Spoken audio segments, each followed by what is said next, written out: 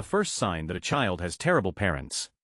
Story 1. I used to work in a daycare, and some of these poor children would come in with their diapers soaked through. Their little rear ends would have sores on them from having sat in a wet diaper for who knows how long also. These children were so hungry for a kind touch. I would cuddle them in my lap and make sure to spend time with them, letting them know they were loved. I hated sending them home every day. Story 2. As a teacher, when the kids come to school with filthy clothes and their body is unclean, I've seen kids with dirt caked on their skin like they haven't had a bath in easily a few weeks. Earwax on the visible part of their ears, crusty bits in their eyes, greasy hair, filthy nails, urine smells ingrained in their clothes. We make reports, give them clothes and do what we can, but the parents do nothing on their part and nothing changes. I had one poor kindergarten baby last year with cockroaches inside the actual sandwich bag in his lunchbox, so his sandwich was inedible, indicating that even the house is filthy. It breaks my heart knowing that there's genuinely nothing I can do for these kids, but we do what we can at school. Story 3. This isn't an obvious one, but if you know what to look out for, it's pretty sad. I'm an early childhood educator and work with a lot of kids. All kids need to learn socio-emotional skills like impulse control, self-regulation, conflict resolution, and sharing. Not being able to do any of these things isn't really a red flag because everyone learns at different rates. Sometimes you run into a young kid where these skills are overdeveloped. A 3 to 4 year old who already knows how to defuse any situation. If their friend wants their toy, they give it up. If someone is angry at them, they pull a silly face to make them laugh. They always fawn and defer what they truly want to make the other party not be mad at them. That kind of kid breaks my heart. That kind of survival mechanism is usually only learned one way. Story 4. I had adults think I was a child of an alcoholic when I was a kid. I was extremely observant and cautious, and I was tied to the vibes of the adults. When I was an adult, I realized it was being the kid of a T1 diabetic with frequent and scary low blood glucose episodes that turned my very calm, funny father into an intense and frightening person for short intervals. I learned to sense his blood glucose by how he breathed or by watching his behaviors for changes that would tell me to run for OJ. I needed to be aware of changes while driving. It was very similar to how a child with an unpredictable addicted parent might be. It makes sense now why my behaviors were misread, and I wish people understood the impact on the family of loved ones with chronic mental or physical health issues. Story 5. The words they use and the topics they freely initiate conversations about.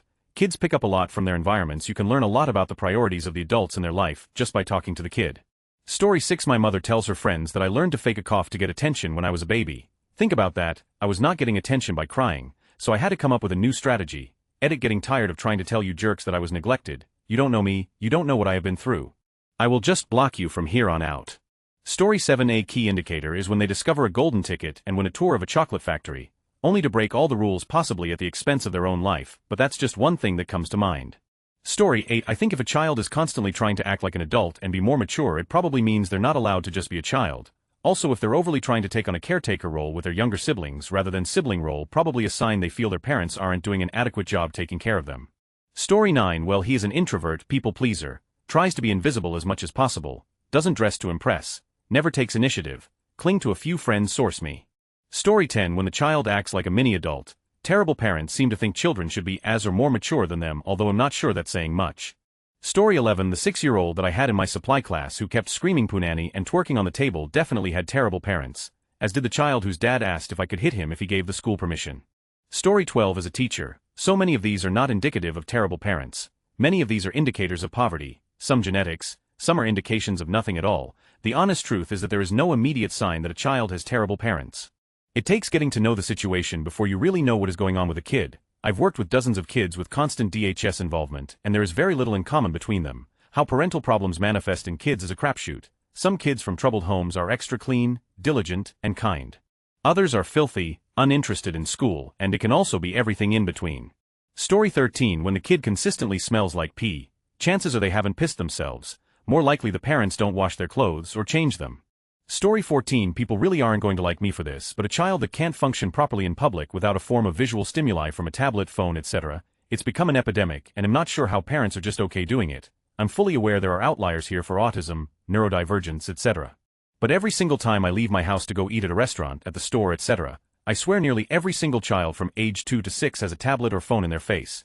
I know it's not easy to raise your child without a tablet to babysit it for you, but please, you're doing your child major harm by doing this. Instead of slapping a tablet in front of their face, why don't you play with them or talk to them? Bring something to physically stimulate them like coloring, small toys, etc. Story 15. When they age inappropriately independent, and people say, oh wow, you're so mature. I was the kid who was told was so mature, and you never had to worry about me. Yep. That was because I raised myself. When I was 12 we went to a school trip to the UK. They actually forgot me at the hostel when we were off to London for the British Museum. By the time the bus had left again, my whole class didn't realize I wasn't there, and neither did both teachers who were with us. I was still in our room and the cleaning lady was very confused why I was there. Back then, mobile phones weren't a thing, so I also couldn't call them to come back. So the cleaning lady tells me how to take the local bus and get to the train station, and which bus to take to Euston. She noted everything down and then left me to fend for myself. I made it to Euston safely, then asked for help with a tube. When I caught up with my class, they didn't even beat an eye. I'm not sure if they still hadn't noticed, or they didn't want to make a fuss in fear of repercussions. And when I told this my parents when we were back home, they just laughed and found it hilarious and bragged about it. There was no Jesus Christ. This is horrible. How could this happen? This needs to be investigated. Nope, they didn't see anything wrong with a 12-year-old being alone in a different country and wandering through a metropolitan like London on their own. All they saw was that they did a splendid job raising me, because clearly it was their class parenting that led to me being so mature to be able to fight for myself. My mother still brags about this story, but now being in my 30s, I can clearly see the discomfort on other people's faces and how ridiculous it is that she still doesn't see anything wrong with it. Story 16. Morbidly obese. If you've got a massive child, you're abusing them, with likely only a few exceptions. I saw a child that was very large yesterday walking into Target carrying a large bag of Lay's, eating from it like it's a small bag. Kid was so large. Story 17. The child's age matters so much. I'm guessing most answers here had a specific age in mind, but it's really neither fair nor correct to assume there is any universal sign for terrible parents. Not every child who acts out, bullies, who is a brat or disrespectful has terrible parents. There's a million other reasons, and I think it's consolidating stereotypes, dividing and labeling people. Let's try to keep an open mind towards others. Story 18. One could be the way they talk. For instance, at after-school care last week, a 6 or 7 years old girl called my 8-year-old daughter an effing and ick if swear words are allowed in this sub, so just censoring them in case. So you just know the kid is hearing that sort of language at home, and I think that's pretty shitty parenting. This will sound oddly specific and of course not universal, but in my experience as a 53 years old, back in the day when a boy went by 2 initials as their name, JR, TJ, etc., they were always rotten kids. My explanation is that biological dad wasn't around and that mom didn't like her son being named after biological dad, particularly if she had a new man. Just my observation. Story 19. When you hear a 3 and 4-year-old swearing like a sailor and have zero shame or guilt, and it's usually accompanied by hard mean look on their faces that a kid that age shouldn't have, obviously learned it from their parents, sad, they're scary kids. Even though they're so young they have no shame in squaring up to an adult and tearing them down. I'm actually scared of those kids. I don't know how to handle it. I like to be nice. I was never like that as a child. I don't even know how to act like that as an adult. Story 20. Smells to high heaven like cigarettes. I went to elementary school with a kid that always reeked of cigarettes. He said his parents' chain smoked in the home and he hated it. All his toys and clothes smelled of nicotine. Some of his clothes, particularly his winter coats, had cigarette burns in them. Story 21. My ex-husband is a terrible parent. We have partial custody of our son, and I used to keep clean clothes at school for my son on the nights he'd stay at his house because he would send him to school in dirty clothes. His teacher would allow him to go change once he got to school. Story 22. Kids that run and scream in stores. Parents letting them destroy product. The kids that throw tantrums until their parents give in. A kid who learns that bad behavior has benefits is the product of bad parenting. Story 23. Some of the things people are listing here can be either from poverty or neurodivergence. It can also take quite a while in some places for things like therapy to help or to find the right medications. A lot of parents are probably feeling crappy they can't improve the situations described in these lists for whatever reason.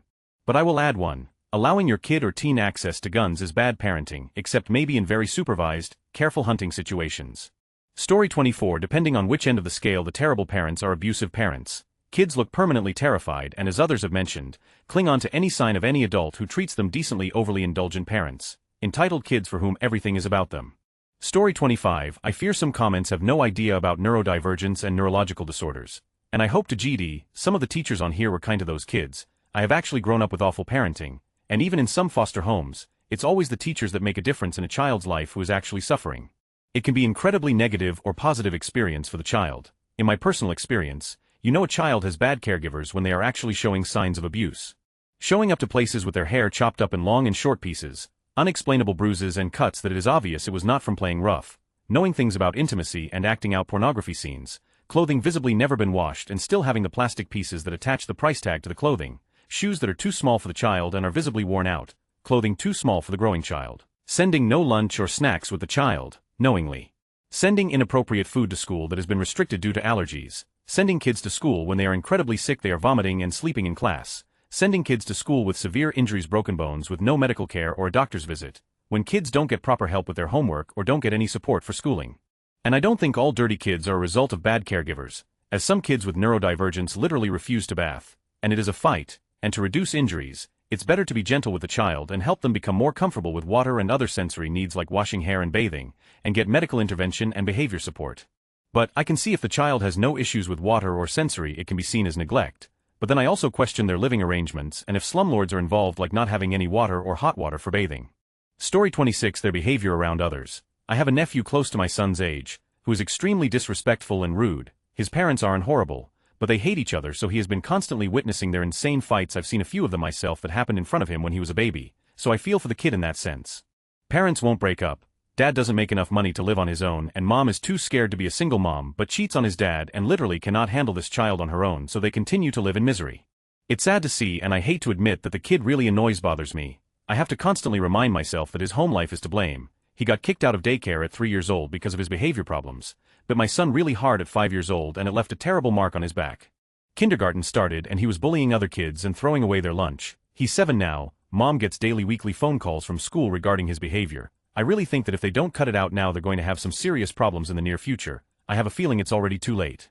Story 27. Reacting with outsized emotions to normal problems. The kid who starts sobbing hysterically because they failed is not in a normal, healthy situation. Story 28. Not saying please or thank you. I worked in a chocolate shop and I'd offer a small one to every kid after checking with the parents. Crazy how many of them just don't say thank you.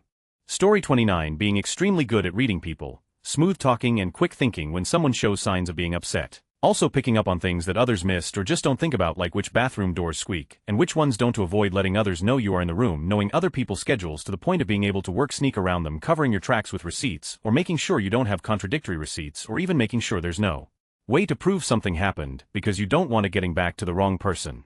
Also, learning how to say something in one tone to one person to upset them, only to repeat it in a different tone when confronted about it by an adult to show they didn't mean anything negative by it and avoid punishment because it was just a misunderstanding. Emotionally abusive parents really drive these home. Source me.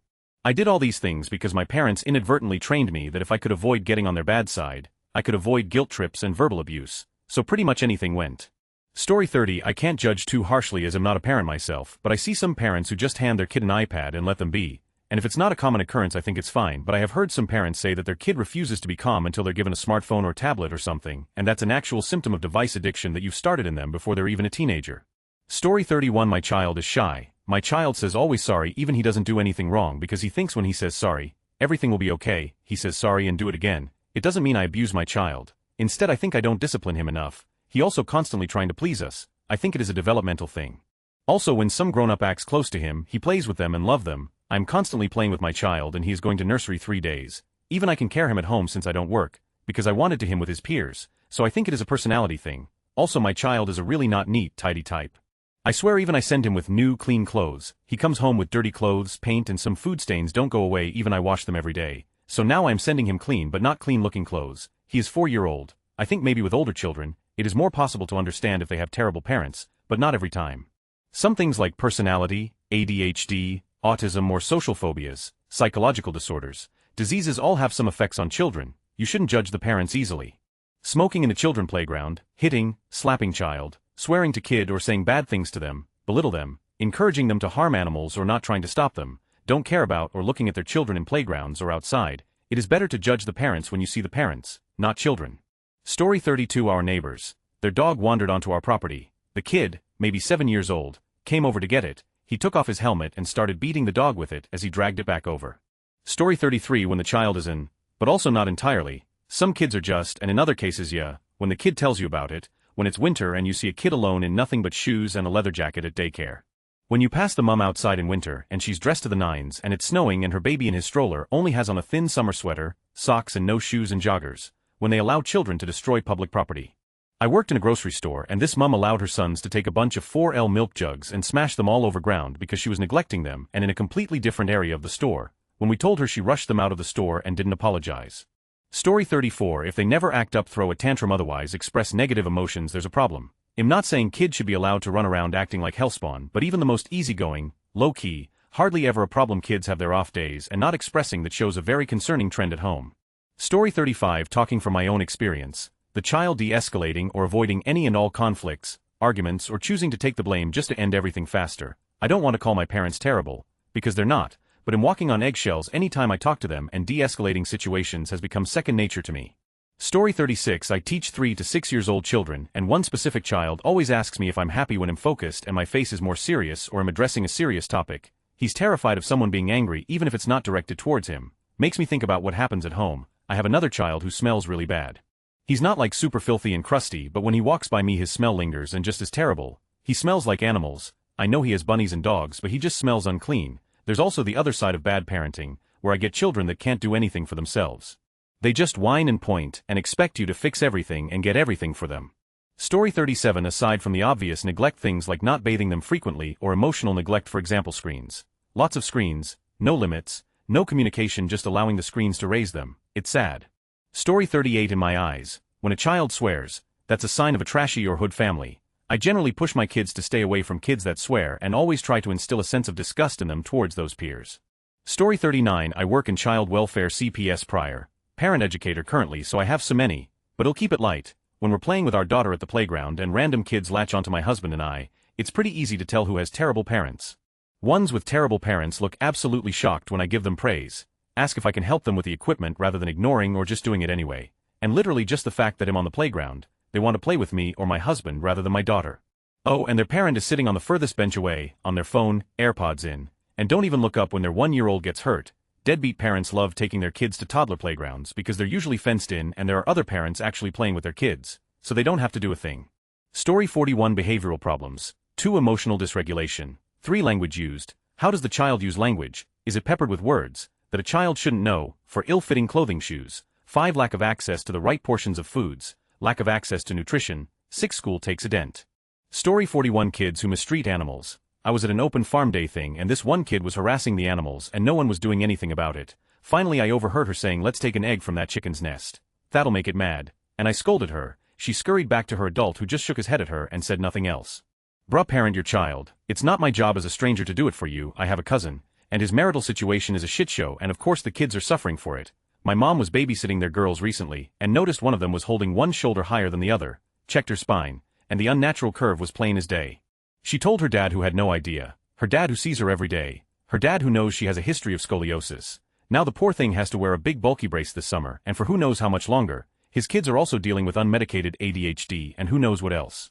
They're I think 6, 9, and 11, and none of them can read as far as I know. On the one hand I guess I'm happy they were born in the first place because I love them to bits. They're wonderful despite it all, but holy, those two should not have procreated. Story 42. Poor dental care. When I see children and later teens with awful teeth including misalignment, that's neglect. Even government health coverage, which is available to all minors and low-income families, provides dental cleanings and orthodontics. Good parents have focused on their children's health and future.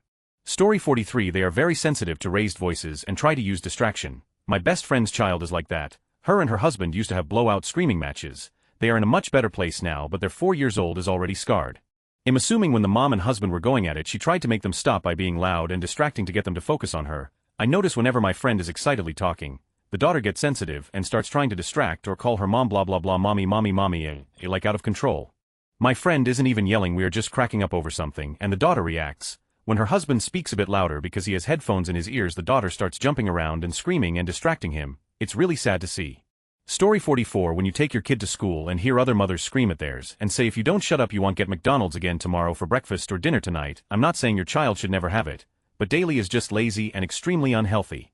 Story 45. In my senior year, there was this absolute goon in my physics class. He was a freshman, certainly didn't belong there. All he ever did was say racist things, take energy pills, and even took energy drink powder straight up. He thought he was funny, and he was the only one who laughed at anything he did. No one liked him at all. Story 46. Latching on to others very quickly. My 14-year-old niece came over to visit and our 8-year Negbor girl immediately latched onto her, stroking her hair, cuddling her and asking if she likes to hug as much as she likes hugging. Her parents are good enough in most areas, but this little girl needs a lot of physical love and closeness, and her parents are not giving her the hugs and cuddles she needs. She has 3 younger siblings and mostly fetches for herself. Story 47. When the kids wear the same stinky clothes for many days, when the hair is always greasy, when they are starting to get overweight, the combination of all of these things, when they can't leave their iPad and act a lil stiangy antisocial. I know many who give their little child only juice for drink and a lot of candy and feeding them mostly unhealthy foods like pies, frozen pizza, bread with salami, hardly any veggies or lean meats, many highly processed foods. Not BC they want so harm the children or don't love them, but BC they don't know any better. But it is still bad parenting BC in this day and age. You can inform yourself what's appropriate to feed to your child. Story 48 I work in a daycare and from my experiences so far, children who are just straight up mean, their parents tend to not care at all and neglect actually being a parent. Also children who act out for attention. I have a mom who has said before she can't handle her children and waits until we are closing to come pick them up. Her children are here from 6:30 a.m. to 6 o'clock p.m. It makes me so sad. Story 49 when their medical diagnosis is brushed off because the parent knows better. Spoiler, they don't. When the child is forgotten in serious situations, like a house fire or at the hospital after a car accident because they figure the kid is independent enough to figure out what to do. So kids that are fiercely independent is a pretty big sign. Story 50 they don't want to interact with their parents. They would rather ask a stranger for help or to play with them or read to them than go to their own parents.